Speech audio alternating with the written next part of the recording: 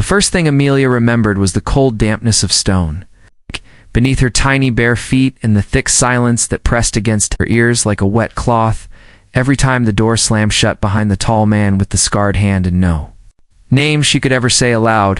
Her world was a room with no windows, no color, and no clocks, only the flickering yellow light of a bulb that buzzed like bees in summer and cast long shadows that made her scream in her sleep. She was 2 years old when they took her, or so they told her on the rare occasions when her captor muttered anything at all, and the outside world was something.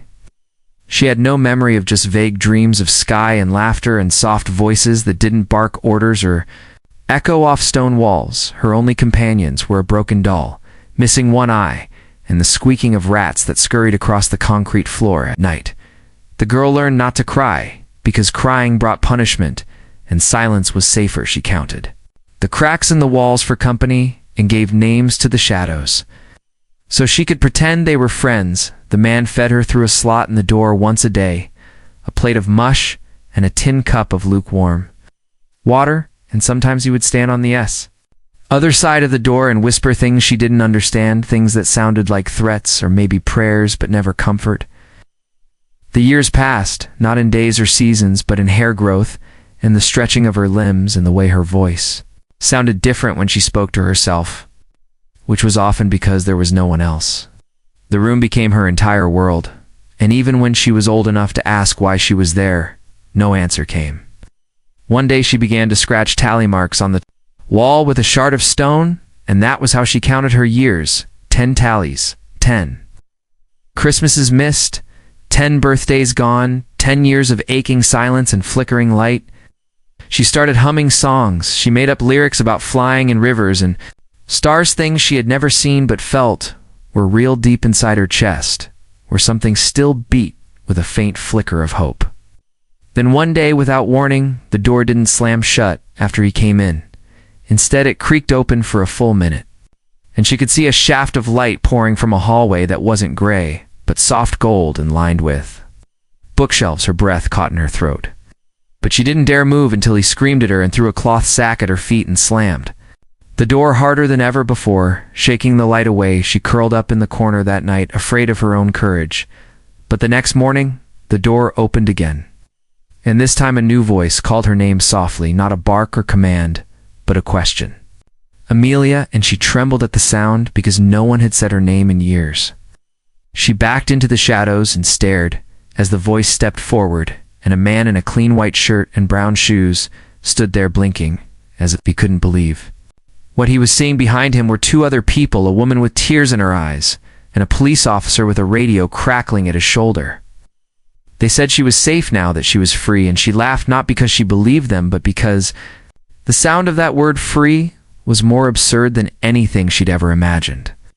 They wrapped her in a blanket and led her out into the hallway and downstairs and out into a world that blinded her with noise and color and faces, people running, shouting, laughing, living, and all she could do was bury her face into the shoulder of the man who had called her name and ask him in a hoarse whisper if he was real.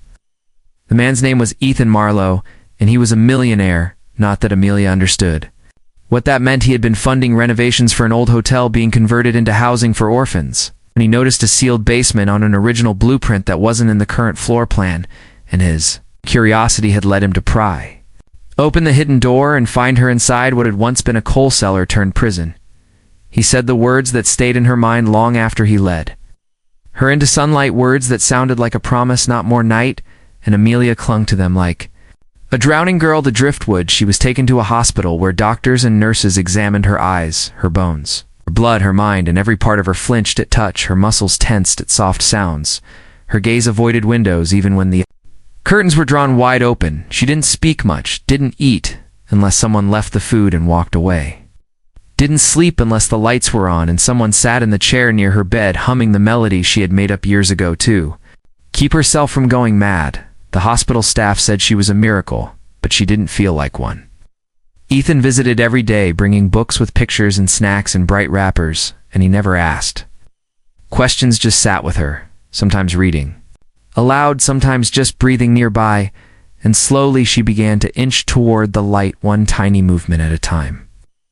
He brought her socks with animals on them, and she stared at the tiny bears and foxes for hours, memorizing every line as if they were ancient maps. One afternoon, he brought her a kite blue and red with a tail of yellow ribbons, and asked her if she wanted to try flying it, and she looked at him as if he had spoken another language, but followed him anyway to a hill behind the hospital, where the wind tugged at her sleeves and the sky stretched wide and wild above them.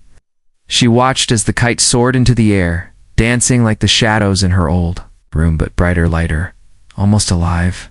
And she laughed, not because it was funny, but because her chest hurt with something that felt like joy. Later, he told her about his daughter who had died young, and how he had spent years building houses for lost children in her memory. Amelia looked at him and asked quietly, "Am I lost in?" He smiled with tears in his eyes and said, "Not anymore, not more night," and the words rang in her ears like music, louder than the rats, louder than the buzzing bulb, louder than the silence she had lived in for 10 long years. And that night, for the first time she dreamed of light. She had a dream where the walls of her old room melted into fields of grass, and 1,000 butterflies filled the air, and someone somewhere was singing her name like a song, not a command. She told no one about the dream, but held it close like a secret treasure, and from then on she asked for more books and began tracing letters, with her finger on the table, mimicking the one she saw Ethan write on his clipboard. He noticed and brought her paper and colored pencils, and she drew suns with faces and trees with eyes, and a girl standing under a waterfall with arms stretched wide, and the nurses pinned her drawings to the walls of her room and called her an artist, but she still didn't speak, except when Ethan came and asked her what she dreamed, and she would whisper one word and smile. Water, rain, wings, fire. Words she had never seen, but felt as if they had always lived inside her, waiting to be unlocked. He enrolled her in therapy sessions where kind women asked her to describe the shadows and the sounds of the locked room, and she resisted at first, curling into herself, till they offered her soft clay and beads and music, and slowly she began to shape her pain into objects, animals, birds, even a tiny sculpture of Ethan, which made the therapist cry silently into her sleeve. By the end of the month, she asked if she could go outside, and Ethan took her to a small garden behind the hospital with orange flowers that smelled like summer, and soil that clung to her skin like memory. And when he asked her how it felt, she didn't answer with words. She simply reached for his hand and held it tight, as if anchoring herself to something real. After 10 years in darkness, she was relearning the world through touch, sound, scent, and time, and Ethan never rushed her, never pushed, never expected gratitude. He only showed up day after day and believed in her as if she had never been broken, and slowly, piece by piece, she began to believe too. The other children at the facility stared at first, unsure if she was real or ghost, but one brave boy named Julian offered her a piece of his orange, and she took it shyly and smiled, and from that moment something shifted, and she began sitting with them, listening to stories, learning names, holding crayons during art class, and even laughing when someone made a silly face and spilled paint across the floor.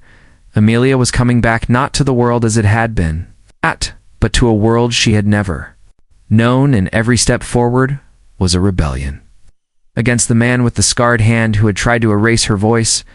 When they told her she could move into a house Ethan had built with other girls like her, she asked if he would visit, and he said he had already built a bookshelf for her room and stocked it with every book about stars and oceans and magic, and he would read her the first chapter of each if she asked, and she nodded with that same quiet solemnity that had once been fear but was now transforming into strength. The day she left the hospital, she wore a yellow dress that one of the nurses had picked and red sneakers that made her feel fast and new, and when she walked past the mirror near the front desk, she stopped and looked at herself, really looked for the first time, and whispered, "Not more night," and the reflection smiled back.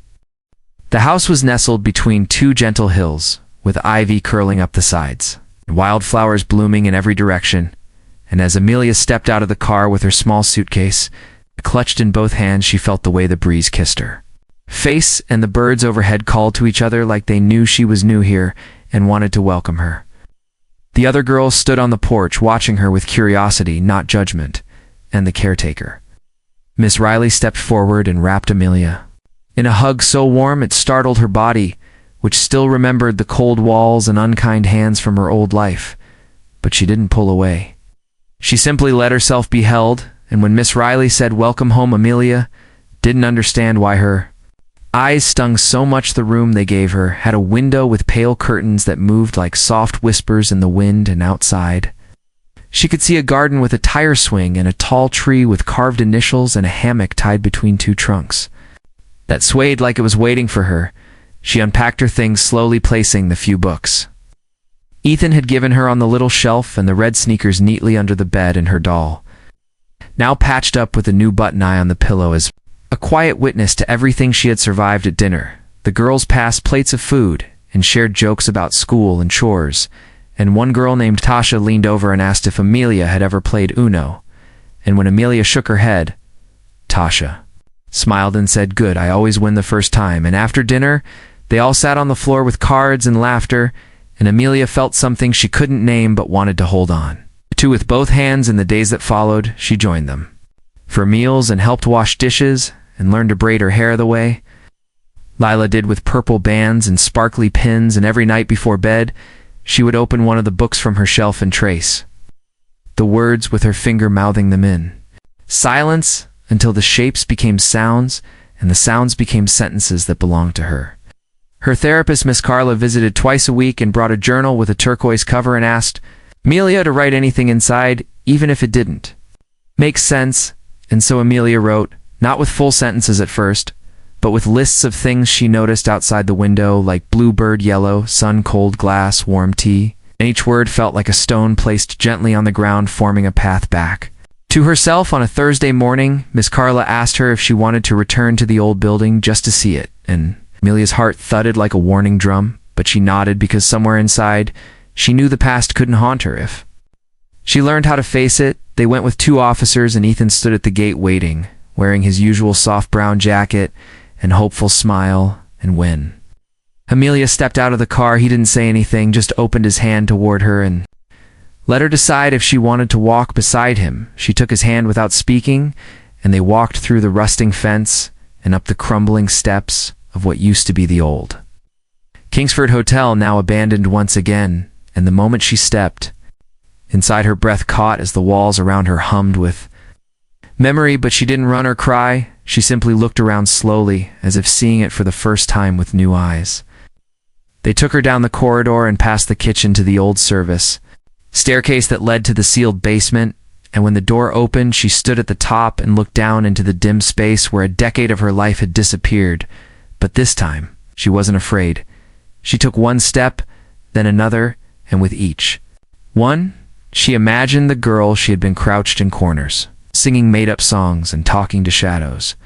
And when she reached the bottom, she stood in the center of the room and said out loud, "I lived," and everyone stood in silence as her voice echoed off the walls like a song that had waited too long to be heard. Then she turned to Ethan and asked if they could paint it someday and make it into something else, maybe a music room, and Ethan blinked quickly and nodded, saying, "Only if you help pick the colors," and she smiled for real, and it lit up the space in a way no light bulb ever had that night back at the house. Amelia drew a picture of a bird in a cage with the door open and music notes flying out and gave it to Miss Carla, who framed it and hung it in the hallway with Amelia's name written in neat black letters underneath, like it belonged there, like she belonged there. Ow. In school, she started slow with private lessons from Miss Helen, who had a gentle voice and never rushed. Her and Amelia loved learning about the stars and planets and how ancient people looked up and made stories out of the sky, because it made her feel like maybe she too could make a story out of what had happened to her. One day she read a poem in class for the first time, a soft, trembling voice speaking about rivers and light, and when she finished, the room stayed quiet until someone whispered, "Wow," and she smiled again, because every wow felt like a brick in the foundation of the life she was building, piece by careful piece.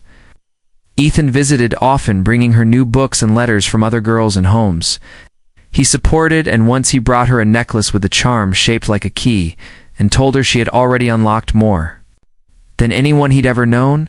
And when he hugged her, she leaned into it and felt how safe it was to let someone care. Julian, the boy from the hospital, sent her a letter with a drawing of a cat and said he missed talking about clouds with her, and She wrote back saying she missed the orange slices and asked him if he still believed clouds looked like castles sometimes. In that small conversation, it felt bigger than some whole chapters of her life because it was hers, not stolen or forced or hidden, but hers completely. On her 12th birthday, the girls threw her a surprise party with balloons and cupcakes, and someone made her a crown out of cardboard and glitter, and as they sang, she looked around at the faces around her and realized she had made it out not just alive, but with people who saw her not as a broken thing, but as a brave one. She blew out the candles and made a wish, not for the past to disappear, but for the strength to keep walking forward no matter how heavy the memories were, because now she knew she wasn't walking alone. That night she wrote in her journal, "I am not the girl from the locked room anymore," and drew a picture of herself standing on a hill flying a kite with Ethan, and the sky above filled with stars, each one a word she had learned to speak again, like love and safe and begin. She started volunteering with Miss Riley to help new arrivals unpack and smile, and once a girl named Priya came in crying with a bruised wrist and a haunted look, and Amelia sat beside her and held her hand without speaking until Priya fell asleep in her lap and later whispered, "You made me feel warm like tea." And Amelia knew then that healing was something she could give as much as receive in spring. Ethan invited her to speak at a charity event, and Amelia panicked at first, imagining 100 faces staring at her. But then she remembered the sound of her own voice in the basement and how it had echoed with power, and she said yes and spent weeks practicing until the day came, and she stood on stage in her yellow dress with a microphone in her hand and told the world, "I was not supposed to be found, but I was, and now I live and grow and dream," and the applause was thunderous. Not because she was perfect, but because she was real. After the event, a woman in the audience came up and hugged her tightly, saying her own daughter had disappeared years ago and never came back, and that seeing Amelia gave her a kind of peace, and Amelia cried for that daughter and for herself and for all the girls still in rooms somewhere waiting to be found, and she promised herself she would never stop telling the truth, no matter how long it took to find the light. At the end of the school year, she won a writing award for a story about a girl who planted sunflowers in the ruins of a haunted house, and when asked why, she said, "Because even broken places can grow something beautiful if someone believes enough," and the judges nodded and clapped. And one of them said, "You're going to write books someday," and she thought, "Maybe I will."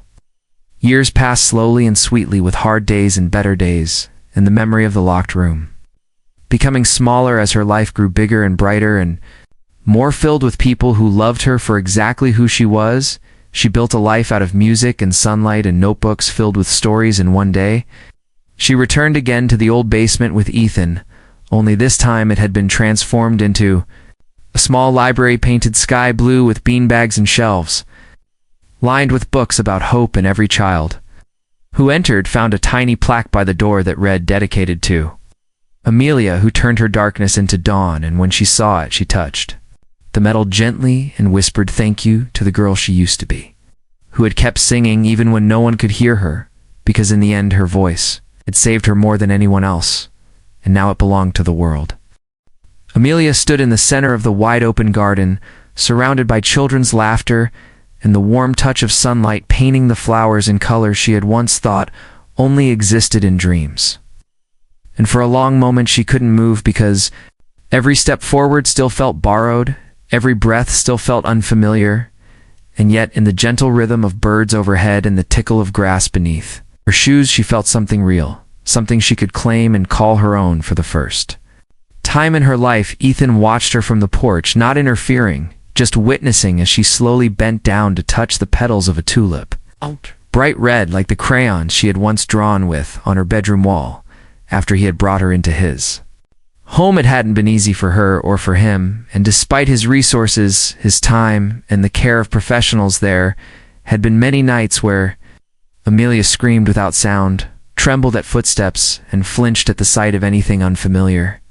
And there were days she wouldn't eat, not because the food was bad, but because she had spent too long associating hunger with punishment or being forgotten. But Ethan had never stopped trying. He had sat with her through those silences, brought books and toys she never touched, sat beside her without speaking, and waited until she found the strength to inch closer until one day she asked, "What does a butterfly feel like?" And from that question, an entire new world had unfolded slowly, piece by piece, like a puzzle only she knew the shape of. She began school in a private program with other children who had suffered trauma, and for weeks she didn't speak but listened intensely, absorbing every word, every gesture, until one morning she walked into the room and said good morning, and the room fell into stunned silence, because it was the first time they had heard her voice outside of therapy. Her progress wasn't linear, and there were still shadows inside her that crept in when doors closed too fast or when the power flickered. But she had learned to name those shadows, to sit with them and say, "I am not where I was. I am safe now." Ethan never asked her for more than she could give, but she gave freely when she was ready. She asked about the outside world, about cities and oceans, and if books really smelled like ink, and when she turned 13, he handed her a library card with her name printed on it in bold black letters, and she stared at it for 10 minutes before she could breathe again, because it meant the world acknowledged her presence. And every time she swiped it at the front desk, she reminded herself that she existed, that she was no longer invisible. Miss Riley from the group home still visited on weekends, baking cookies and listening to Amelia read aloud, and sometimes they sat together just holding hands while Amelia asked about the other children, the ones who hadn't yet been seen or saved. And one day she asked Ethan, "Can we help them too?" And that single question turned into a ripple that Ethan couldn't ignore, and soon they began designing a program called Room to Rise, a nonprofit that worked with survivors of confinement abuse and neglect. And Amelia, though shy, became the heart of it. She helped design the logo, wrote the mission statement, and even gave a small speech at the launch event, where her voice shook like leaves in a storm. But she held the microphone with both hands and said, "I was once a story no one wanted to tell. Now I am a story that helps others speak."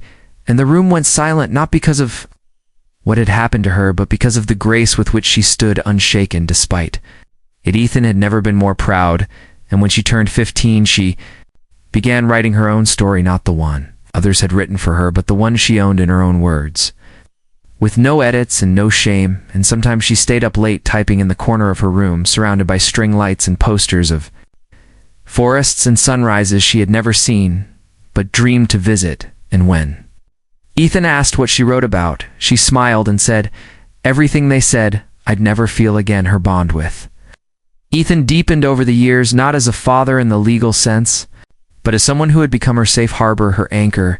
And though she rarely called him dad, there was love in every way.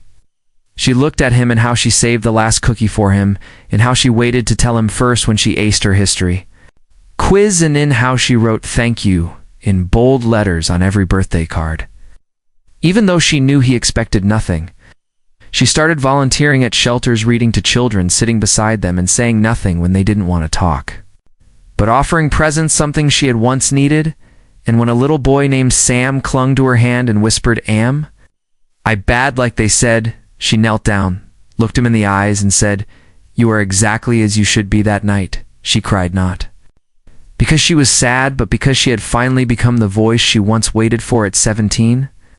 She published her first essay in a national magazine titled "The Girl in the Locked Room," and it went viral not because of the horror it described, but because of the hope it offered. She wrote not just of survival, but of joy rediscovered, of how peanut butter toast could be the most sacred thing, of how sunlight felt like forgiveness, and how being seen was the first form of love she ever knew. Ethan received letters from parents, therapists, and other survivors thanking him, but he always redirected the praise, saying Amelia had freed herself. He just held the door open, and that door stayed open wider with every passing year. And when she applied to university, majoring in psychology with a minor in creative writing, she didn't expect to get in. But when the acceptance email came, she sat on the porch steps with tears in her eyes and whispered, "I made it not to anyone in particular, just to the world that had once tried to bury her when she moved into the dorms."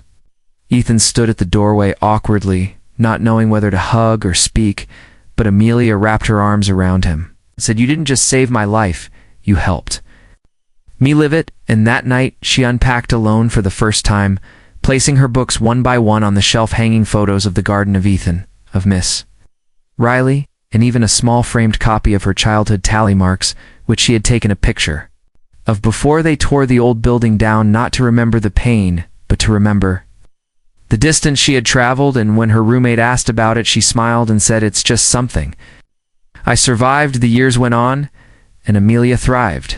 She became a speaker, a writer, a voice for those too afraid to speak and room to rise, expanded into more cities, helping hundreds of children claim their names, their stories, and their light, and one day, standing on a stage, addressing a packed auditorium. She began by saying, "I once thought I was born in darkness, but the truth is someone just turned off the lights now. I walk in the sun every day," and her voice didn't shake and her hands didn't tremble and her eyes scanned the crowd not with fear but with fire, because Amelia was no longer the girl in the locked room. She was the girl who had unlocked others, and as the audience stood in thunderous applause, Ethan watched from the back, tears in his eyes and pride in his heart, knowing that sometimes the bravest thing we can do is believe in someone who has forgotten how. And in that moment, with lights bright and music playing, Amelia smiled, not for the cameras, not for the crowd, but for the girl she used to be whispering to her younger self, "We are free now, completely and forever."